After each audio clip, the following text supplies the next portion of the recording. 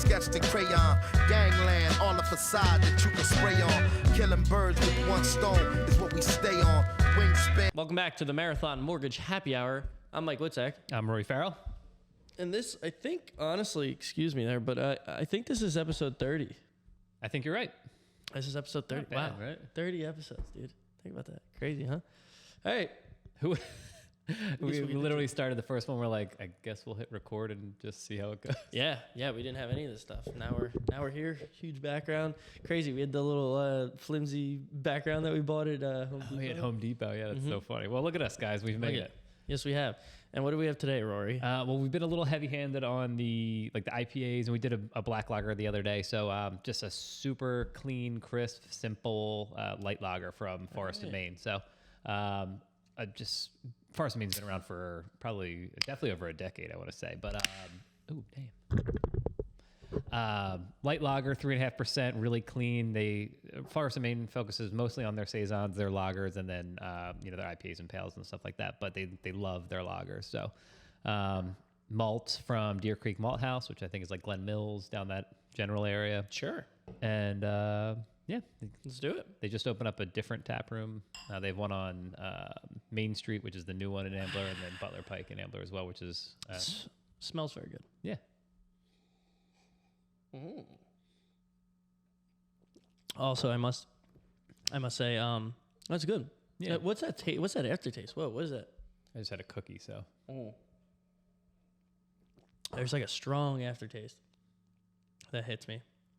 I don't know. I mean, lagers generally are really bitey and crisp. Yeah. Not in like a hoppy way, because they're obviously not super hoppy like an IPA would be, but just the yeast from the lager and the cold fermentation just gives it like a nice crisp.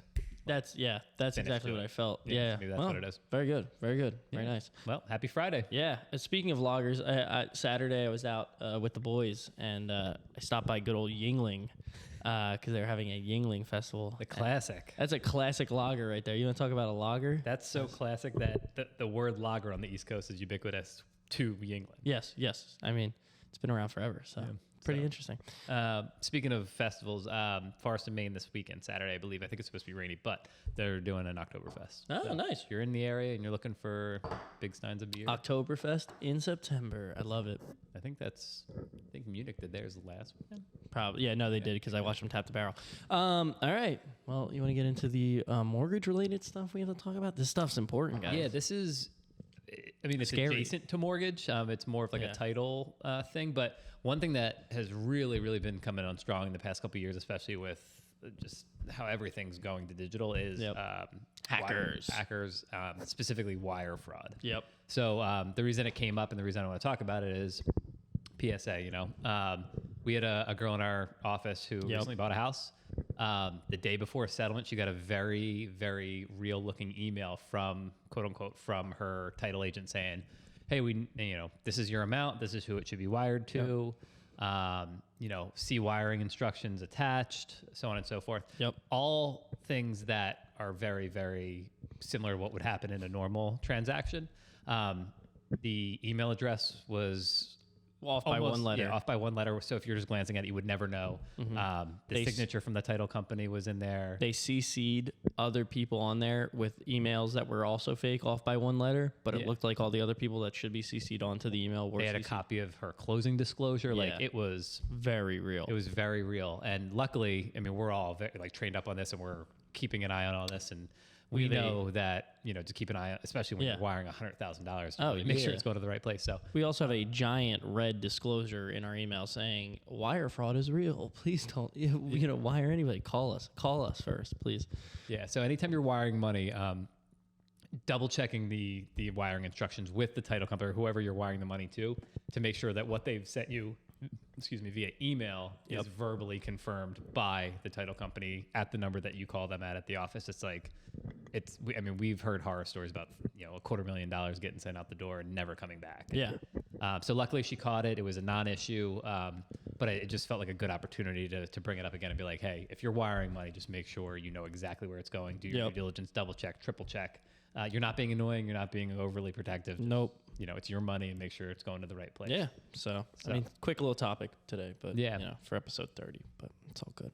Congratulations to them for buying a house. Yeah, big news. shout out. So that sure. was, I mean, really simple, quick one this week. So just keep an eye on Not bad. What's your win, dude? it. Do you have one? You want me to go first? What do you? Yeah, you can go first. I have one. I but- go first. Yeah, doesn't matter. I do. I had a realtor call me up last night, and he said, well, actually, the client had called me. Excuse me, Jesus. The client had called me first, and he said, "Hey, look, so and so referred me to you. We put an offer in on a home, but we haven't been pre-qualified yet." And I was like, "Uh-oh," and he's like, "But they accepted the offer. I just need a letter," and I guess his bank or his lender wasn't getting something to him. So I was like, that's weird. So I took all of his information. Which, Wait, right? they accepted the offer without a pre-approval. They said, give me a pre-approval and the offer is accepted. Oh, all right. Well, that's fair. So I was like, all right. So I took most of his information, and dude's like extremely well qualified. I'm like, okay. I'm like, this is weird. Yeah, it's like, this is easy. So then I was like, boop, buying, got the pre-qual over to him, and like an hour and a half later, I had the signed agreement of sale. And I was You're like, crushing it. These guys, for the listeners, the viewers, banner month for Michael Witzak over here. I would say banner month, but it's a good month. I mean, yeah, for Especially sure. compared to how everything else slow going it on is, in, I guess, in yeah. our market, in our industry, in our office. True. So- So I mean, I'll take it where I can Keeping get the office afloat. Thank it. you. I'll take it where I can get it. So, what's your win? Cool. Nice win. I just randomly, we were playing in the backyard last night. Me and my son were, kicking the soccer ball around, went over to my neighbor's yard. So we went to go get it, ran into him. He's a great, awesome guy. And kind of to make a long story short, we were talking about his dad's shore house and how he needed some money out of it, but his dad's on a fixed income because he's Social Security, yada, yada. So I said, you ever think about a reverse mortgage? Ooh. And he's like, what? No, like, why would I do that? And then I kind of talked him through the options and why it would be a good idea, why it might be worth at least looking into. And he's like, I never thought of that. I should have talked to you a couple years ago. I've been stressing about this for years. Nah. And that was just kind of an organic conversation to have and be able to help a neighbor. And I mean, I don't know if it'll turn into anything. Maybe it is. Maybe it's not even the right option for him. Very peripheral information, but it was cool to be like, yeah, think about that. And he was like, oh, maybe I will. Yeah. So, I mean, it might help him on something that he's been stressing about for 2 years. So, Awesome.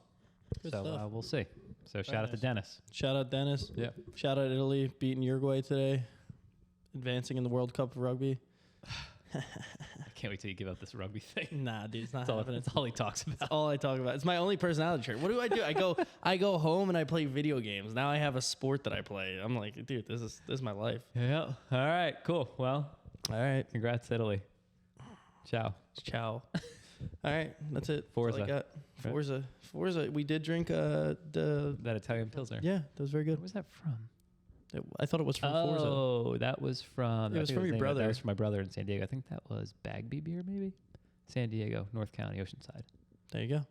We'll take Can't it. remember. But anyway, happy Friday. Call us if you have any questions about anything. Specifically, if you are worried about wire fraud and where to send your money, check with us so that we can help you check with the title company. Hoorah.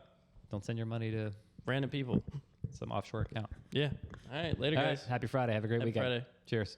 Sketch the crayon, gangland on the facade that you can spray on. Killing birds with one stone is what we stay on. Wingspan.